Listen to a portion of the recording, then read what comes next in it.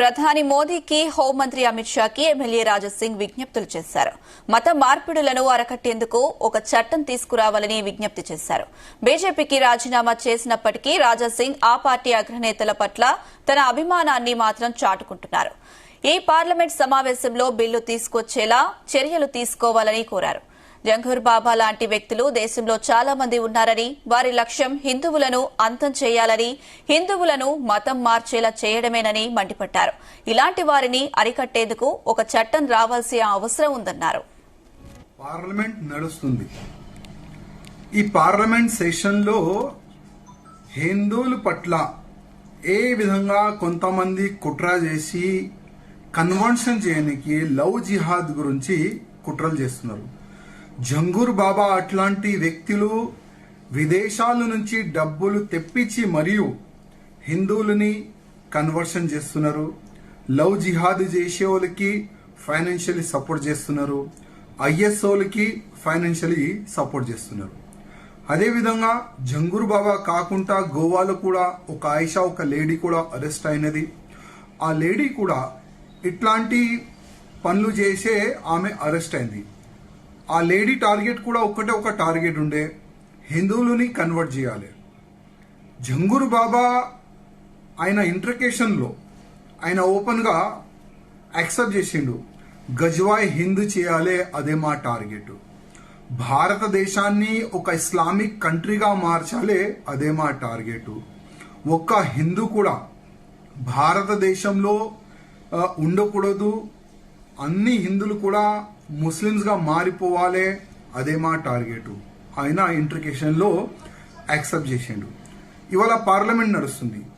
చాలా మంది ధర్మం పట్ల మాట్లాడే అట్లాంటి పార్లమెంట్ సభ్యులకి నా ఒక నివేదిక, మీరు ప్రధానమంత్రి మోదీ గారికి అమిత్ షా గారికి ఒక రిక్వెస్ట్ చేయండి, ఒక బిల్ పెట్టండి, ఒక కఠినమైన ఒక చట్టం తయారు చేయండి. ఎవరైనా హిందువులని కన్వర్ట్ చేయడానికి ప్రయత్నం చేస్తే ఆయనకి ఉరి శిక్ష పడే అట్లాంటి ఒక చట్టం తీసుకొని రండి అని మీరు ఒక బిల్ గురించి, ఒక మంచి చట్టం గురించి మీరు నివేదిక చేయాలని ఆల్ పార్లమెంట్ సభ్యులకి నా ఒక ప్రధానికి అలాగే హోంమంత్రి అమిత్ షాకి ఎమ్మెల్యే రాజాసింగ్ విజ్ఞప్తి చేశారు. మత మార్పులను అరకట్టేందుకు ఒక చట్టం తీసుకురావాలని విజ్ఞప్తి చేశారు. ఇదే అంశానికి సంబంధించి మరిన్ని అప్డేట్స్ మా ప్రతినిధి శ్రీచరణ్ అందిస్తారు. శ్రీచరణ్. అనుష, గోషామాల్ అలాగే ఒకప్పుడు బీజేపీలో ఫైర్ బ్రాండ్ గా పేరొందిన రాజాసింగ్ ఇప్పటికీ కూడా ఓల్డ్ సిటీలో ఆయనని ఫైర్ బ్రాండ్ గానే పరిగణిస్తారు.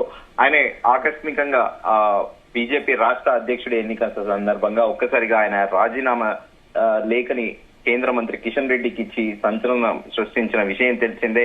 అయితే ఇటీవల కాలంలో కూడా రాజాసింగ్ పలు సంచలన వ్యాఖ్యలు చేస్తూ పార్టీకి కూడా దూరమైన విషయం తెలిసిందే. దీంతో పాటు ఓల్డ్ సిటీలో ద మోస్ట్ పవర్ఫుల్ మ్యాన్ అంటే ఓవైసీ పార్టీకి, అసదుద్దీన్ ఓవైసీ ఎంఐఎం పార్టీకి ధీటుగా నిలిచే వ్యక్తిగా కూడా రాజాసింగ్ పేరుగాంచారు.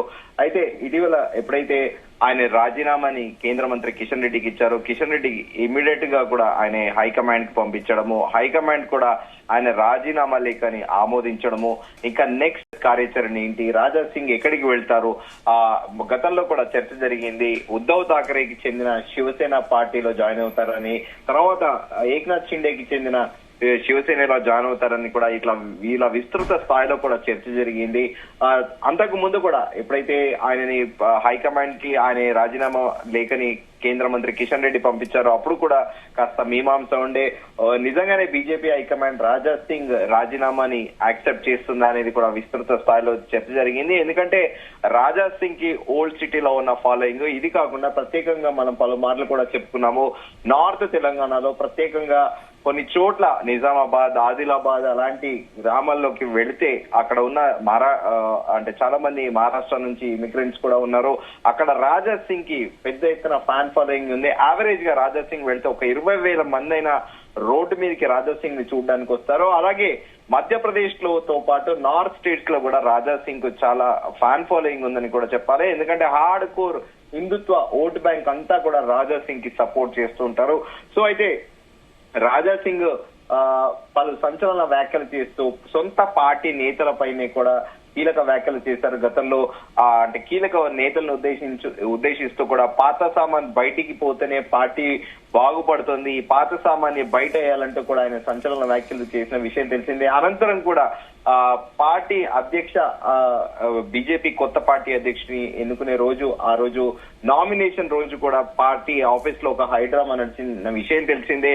దీంతో పాటు తనని నామినేషన్ వేయడానికి బెదిరించారంటూ కూడా ఆయన సంచలన వ్యాఖ్యలు చేశారు. దీంతో పాటు పార్టీ గెలవాలని ఇక్కడ ఎవరు కూడా కోరుకోవట్లేదంటూ కూడా ఆయన కీలక వ్యాఖ్యలు చేసిన విషయం తెలిసిందే. అనంతరం కూడా రాజా సింగ్ అక్కడికి అమర్నాథ్ యాత్రకు వెళ్లారని, అలాగే రాజా సింగ్ కొద్ది రోజులు మౌనంగా ఉన్నారు. నెక్స్ట్ రాజా సింగ్ ఏంటి అనేది, ఫ్యూచర్ ఏంటి అనేది కూడా సర్వత్రా ఆసక్తికరంగా మారింది. అయితే తాజాగా ఆయన మత మార్పిడులను అరికట్టేందుకు చట్టం తీసుకురావాలని కూడా డిమాండ్ చేశారు.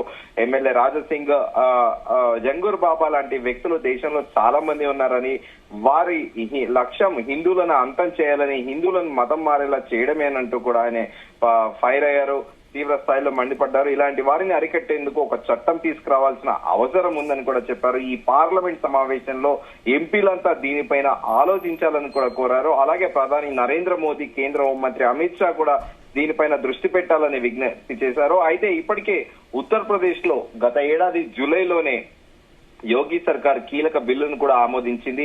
లవ్ జిహాద్ బిల్లుకు యోగి ఆదిత్యనాథ్ కూడా ప్రభుత్వం ఆమోదం తెలిపిన విషయం తెలిసిందే.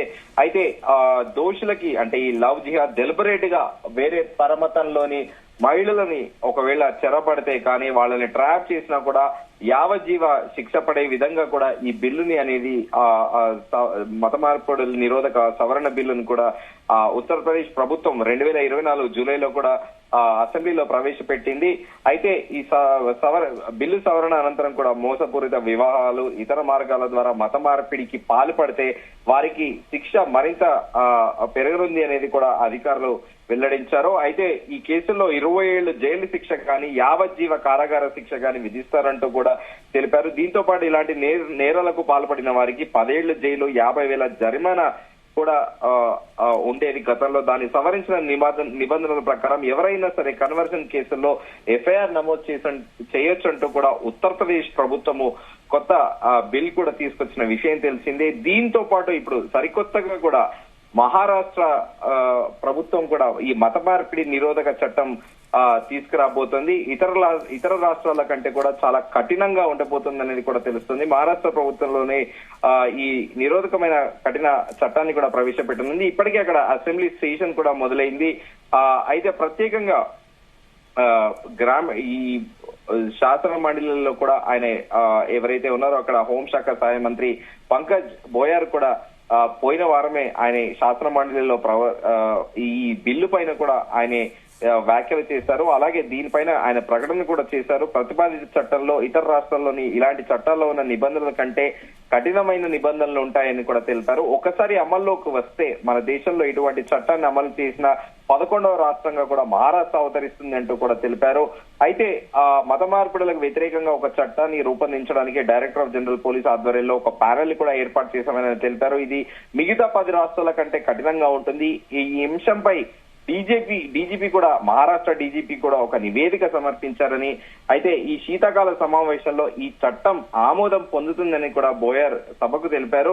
ఇలా ఇటు ఉత్తరప్రదేశ్ తో పాటు అలాగే మహారాష్ట్ర, దేశంలో పలు రాష్ట్రాల్లో కూడా ఈ మత మార్పిడులకు చెందిన చట్టాన్ని కూడా అమలు చేశారు. సో ఈ నేపథ్యంలో రాజా సింగ్ అటు బీజేపీ పార్టీలో ఆయన రాజీనామాని యాక్సెప్ట్ చేసినా కూడా ఇంకా ఆయన బీజేపీ పార్టీలో ఉన్నట్లు కూడా ఆయన అనుకున్నట్లు కూడా ఇప్పుడు తాజాగా ఆయన వ్యాఖ్యలు చేసిన దాన్ని బట్టి మనకి చాలా క్లియర్ గా అర్థమవుతోంది. ఎందుకంటే పార్టీని తాను కాదనుకున్నా కూడా తాను పార్టీతోనే ఉండాలని అనుకుంటున్నారా, లేకపోతే పార్టీ పట్ల ఆయనకి ఇంకా అభిమానం పోలేదా అనేది కూడా చాలా స్పష్టంగా క్లారిటీ ఇవ్వాల్సి ఉంటుంది. ఎందుకంటే నేరుగా ప్రధానమంత్రి నరేంద్ర మోదీతో పాటు ఎంపీలు అలాగే కేంద్ర హోంమంత్రి అమిత్ షాని కూడా దీనిపైన దృష్టి పెట్టాలని కూడా విజ్ఞప్తి చేశారు. సో ఈ నేపథ్యంలో రాజా సింగ్ పార్టీ నుంచి ఆయన రాజీనామాని హైకమాండ్ ఆమోదించింది. కానీ రాజా సింగ్ మాత్రము ఇంకా పలు అంశాలపైన, హిందుత్వానికి చెందిన పలు అంశాలపైన నేరుగా ఆయన అప్పీల్ చేస్తున్నారు. మరి బీజేపీ పార్టీ పునరాలోచించి మరోసారి ఆయన పార్టీలోకి వెనక్కి తీసుకుంటుందా, లేకపోతే రాజా సింగ్ తాను ఇంకా బీజేపీ పార్టీలోనే ఉన్నానని ఊహించుకుంటున్నాడా అనేది కూడా తెలియాల్సి ఉంది. Anusha. Right Sricharan, thank you.